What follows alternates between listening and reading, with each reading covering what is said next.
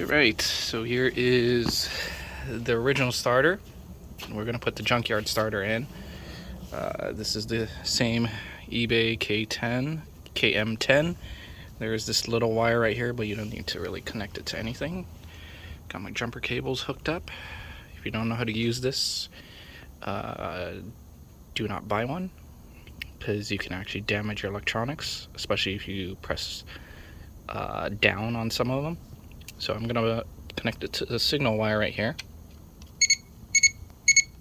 and I'm going to press up. There.